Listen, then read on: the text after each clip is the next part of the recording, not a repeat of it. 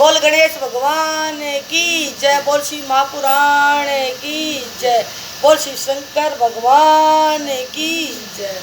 उपासना मूर्ति वर्णन। ईश्वर विशेश्वर अरु सर्वेश्वर परमेश, निश्चय समझो श्रेष्ठ मुनि शिव स्वरूप देवेश। ईश्वर बोले, अब इसके बाद सृष्टि की पद्धति कहता हूँ, जो मेषादि चतुष्ट और सदाशिव कहती है।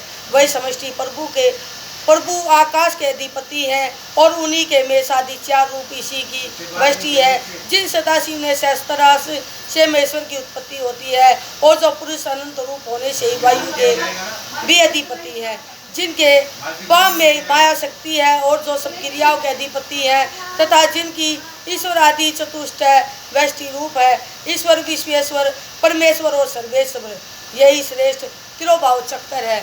यह तिरोभाव भी दो प्रकार का होता है, एक रुद्रादि गोचर, दूसरा जीव समूह का शरीर रूप।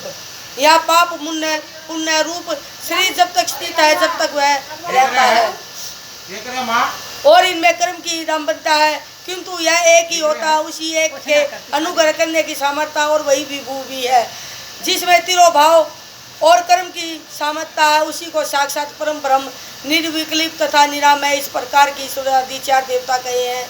इनमें तिरोभाव का चक्कर शांति कला में है और इसी को उत्तम पद तथा महेश्वर से अधिष्ठित कहा है। महेश्वर के चरणों की सेवा करने वाले इसी पद को प्राप्त होते हैं।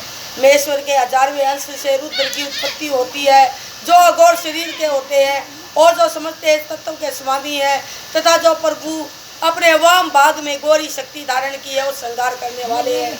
इन्हीं वैष्टि रूप शिव हर हर मूढ़ भवय, ये चार शिवादि अद्भुत चक्कर विदित है, सप्तावरण से रक्षित है और जो जिनके ऊपर 10 गुना जल व्याप्त है। इसी हिरण्मय स्वरूप जल के मध्य में जो रहता है, उसी को श्रुति है जल मध्य साई कहा गया है।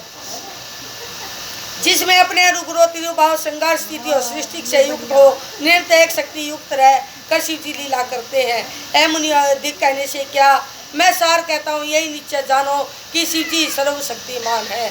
बोल शंकर भगवान की जय।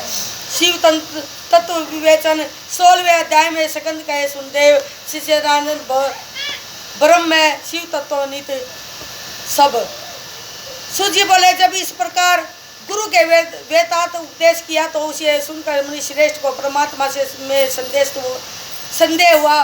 तब उन्होंने कहा कि यह स्वामी, मैं आपके मुख कमल से जो मैंने ओमकार रूप अमृत का पान किया है, उससे अब मेरा ज्ञान दृढ़ हो गया है और इस में मैं कुछ संदेह न रहा।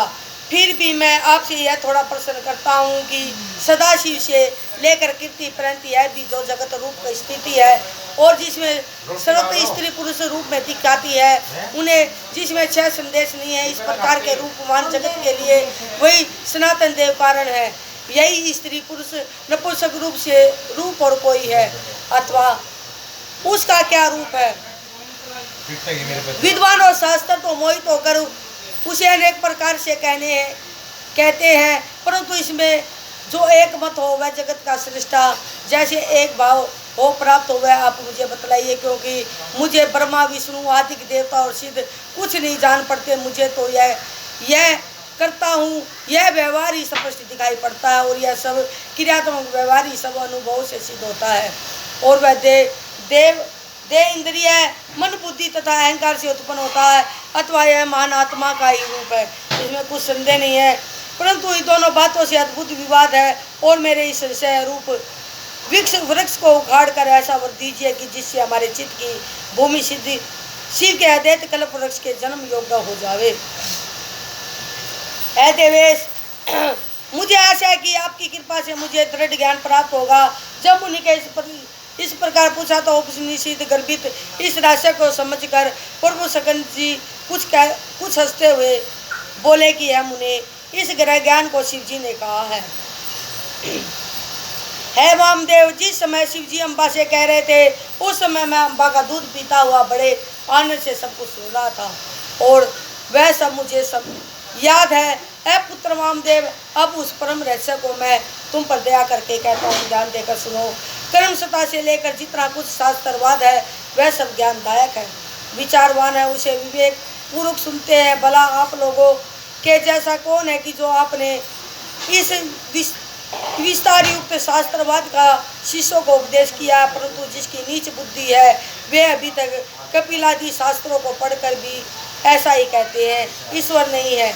ऐसे शिव निंदक पहले से ही 6 मुनियों के द्वारा श्रापित और अन्यातिवादी है, अतः उनकी वार्ता कथा भी सुनने योग्य नहीं, क्योंकि उन्हें तो स्मृति और अंकुर आदि करता जन्म देखने से भी उनको अनुमान प्रयोग से परमेश्वर का रूप सिद्ध नहीं होता, और वे अन्य अवसर की प्रतीक्षा करते हैं, किंतु जैसे उपरोक्त पंचावय युक्त धूम के देखने से पर्वत अग्नि वाला है, ऐसे ही तो प्रत्यक्ष प्रपंच का दर्शन हो अवलंबन परमेश्वर परमात्मा को जाने, इसमें संदेह नहीं। स्त्री पुरुष रूप विश्व प्रत्यक्ष ही दिखाई पड़ता है। सूत्रियों ने ऐसा कहा कि सच्चिदानंद ब्रह्म इन रूपों से सत्य है, और वही प्रपंच की निवृत्ति करने वाला शब्द तथा सदात्मा कहलाता है। फिर वही अपने प्रकाश से चित्त होकर जगत का कारण हो जाता है, परंतु वह एक ही शिव शक्ति भाव को प्राप्त हुए, जिन शिव शक्ति के सहयोग से ही आनंद की प्राप्ति होती है। बोल शंकर भगवान की।